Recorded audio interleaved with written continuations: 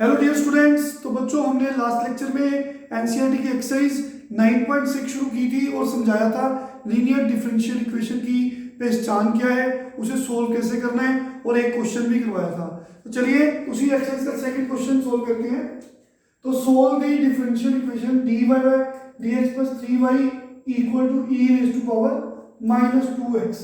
तो देखिए, ना तो वेरिएबल्स सेपरेट हो रहे हैं, हाँ जी, ना तो ये होमोजीनियस है, हम ये बता चुके हैं। लेकिन ये वाली equation compare the given differential equation with dy by dx plus py is equal to q। ये इक्वेशन सीधी सीधी इस टाइप के साथ कंपेयर हो रही है। चेक करो, तो कंपेयर करेंगे y के साथ, यहाँ पे p है तो इसका मतलब ये p3 हो गया, इक्वल टू q, ये q हो गया। और हम जानते हैं p और q जहां तो कांस्टेंट होते हैं, जहां तो सिर्फ x के फंक्शंस होते हैं, टर्म्स कंटेनिंग x। ठीक है भाई, तो ये टाइप इससे कंपेयर हो गई। तो फिर हम इंटीग्रेटिंग फैक्टर निकालते हैं, आपको याद होगा इंटीग्रेटिंग फैक्टर, उसे हम आई एफ से डिनोट करते हैं। उसकी वैल्यू होती है e raise to power integral P D X, integral P D x.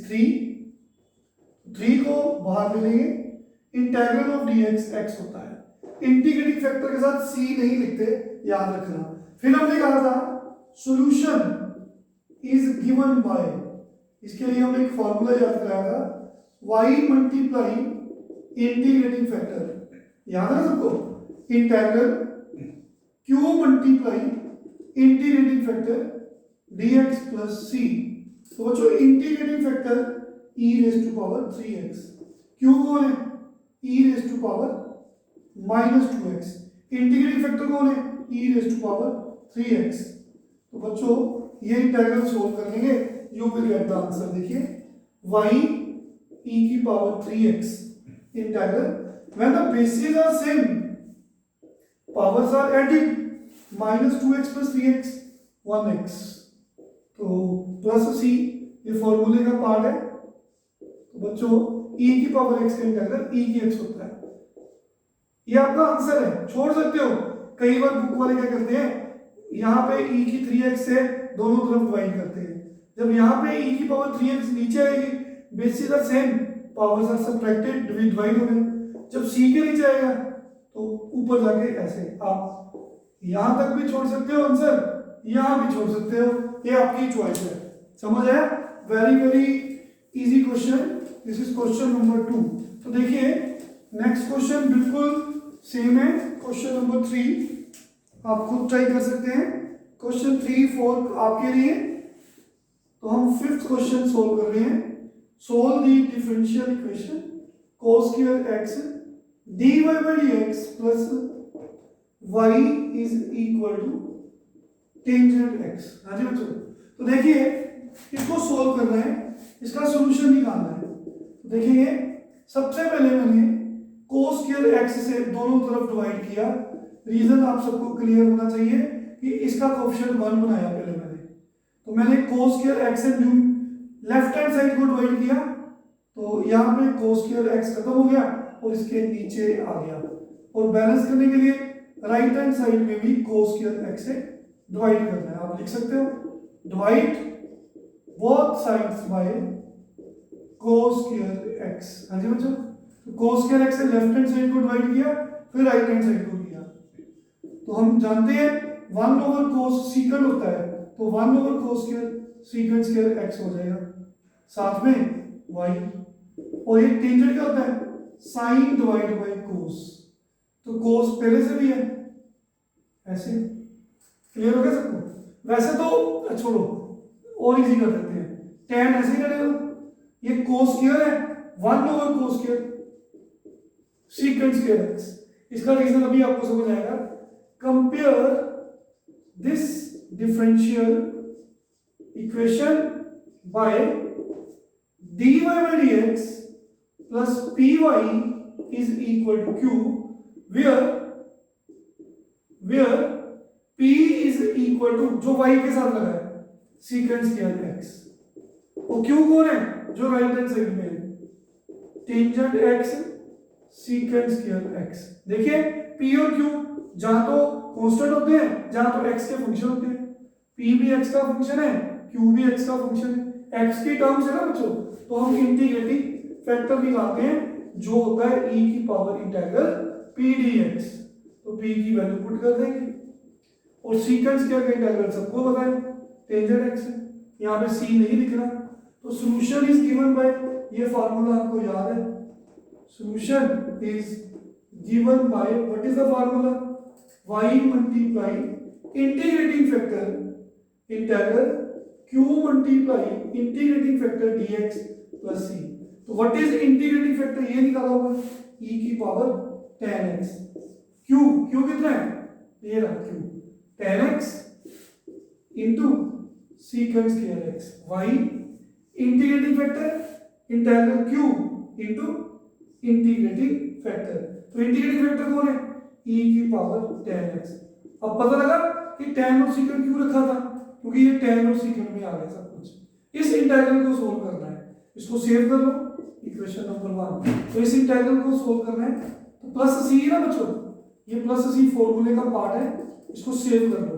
तो अब ये वाला इंटीग्रल सोल्व करना है मैंने, ये वाला e की 10x आगे रख लेते हैं और साथ में tangent x secant square x dx। तो कैसे करोगे सोचो, इंटीग्रेशन आती है हमें, 10x को t पुट करता हूं, जब भी t पुट करते हैं तो डेरिवेटिव भी करते हैं। तो derivative of 10x with respect to x secant square x, t का derivative with respect to x dt by dx। I hope clear है सबको।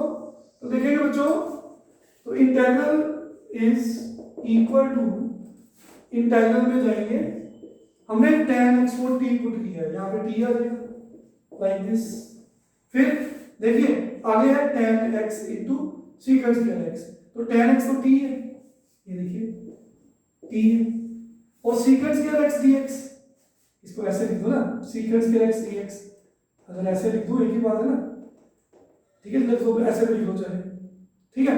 तो सीकेंट स्क्वायर x dx कितना है, यहां से देखिए सीकेंट स्क्वायर x dx है dt, तो वैल्यू पुट कर दी सीकेंट स्क्वायर x dx की dt। तो दोनों मल्टीप्लाई हो रहे हैं, आइलैंड रूल कहते हैं कि अलजेब्रिक पहले आता है, एक्सपोनेंशियल बाद में आता है। तो फार्मूला क्या होता है, first as it is, second का इंटीग्रल कर दो, कर दिया, माइनस इंटीग्रल आप लिख दो, फर्स्ट का डेरिवेटिव कर दो, कर दिया जी, with respect to t, second का इंटीग्रल कर दो, कर दिया। तो t e की t और 1 into e की t, e की t और e की t का इंटीग्रल e की t। ठीक है बच्चों, समझ आया आपको। तो ये आ गया, c क्यों नहीं लिखूंगा, क्योंकि c ऑलरेडी लिखा हुआ है। तो देखिए t की वैल्यू कितनी है, t की वैल्यू हमारे पास, हमने t को 10x पुट किया था ना, तो ये 10x है, e की पावर 10x माइनस e की पावर 10x, खत्म क्वेश्चन। तो बच्चों फ्रॉम इक्वेशन नंबर 1, हाँ जी, फ्रॉम इक्वेशन नंबर 1 इसमें इंटीग्रल की वैल्यू पुट कर दो। देखिए इंटीग्रल की वैल्यू पुट कर देंगे। चलो यहां तक मैंने एक बार जल्दी जल्दी एक्सप्लेन कर देते हैं। सबसे पहले cos स्क्वायर x से हमने डिवाइड कर दिया, इसका कोएफिशिएंट 1 बनाने के लिए इसके कोएफिशिएंट cos स्क्वायर से दोनों तरफ डिवाइड किया, dividing both sides by cos square x। यहां पे 1 over cos square secant square, 10x as it is 1 over cos square secant square, compare it with dy by dx plus py equal to q। y के साथ p और ये q दोनों ही x के functions हैं, तो टाइप करेक्ट है। Integrating factor का formula e raised to integral p dx, p की वैल्यू सीकेंट स्क्वायर का इंटीग्रल tan x। तो solution is given by this formula, y into integrating factor integral q into integrating factor dx plus c।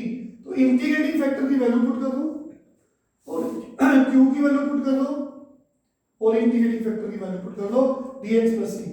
तो बच्चों ये solve करना है ना integral, इसको स्टोर करिए इक्वेशन नंबर 1। तो ये इंटीग्रल मैं सोल्व कर रहा हूं, उसके लिए हमने tan x को t पुट किया, जब भी t पुट करते हैं तो डेरिवेटिव किया जाता है सीकेंट स्क्वायर x, t का dt by dx cross multiply, वापस इस इंटीग्रल में आके e की पावर t है ना, e की power t into secant square x dx dt, ये पुट कर दिया। इंटीग्रेशन में पार्ट्स, फर्स्ट सेकंड का इंटीग्रल माइनस इंटीग्रल फर्स्ट का डेरिवेटिव सेकंड का इंटीग्रल, ये सबको फार्मूला याद है। 1 इंटू ई की टी होता है, तो उसका इंटीग्रल ई की टी। तो हमने टी की वैल्यू वापस पुट कर दी, टी की value tan z x put कर दी, और फर्स्ट इक्वेशन में वापस जाएंगे, तुम्हारा आंसर आ जाएगा, देखेंगे। फर्स्ट इक्वेशन ये रही, y हाँ जी बच्चों इंटू ई की पावर tan x इक्वल, इसका इंटीग्रल, ये इंटीग्रल हमने ये सोल्व किया है, पुट कर दो tan x ई की power tan x minus minus हाँ जी ई की पावर tan x और प्लस सी, ये रहा। तो यहां पे छोड़ सकते हो, जहां y निकालने के लिए सभी को दोनों तरफ e की पावर tan x से डिवाइड कर दो। यहां पे e की tan x से डिवाइड किया तो ये y रह गया, इधर किया ये e की tan x कट गया, इधर किया कट गया, जब इसके बाद किया तो ये ऊपर ले जाओ e की power minus. I hope clear सबको। तो आज बाकी के सम ट्राई करेंगे, very very easy questions. Thank you very much, take care.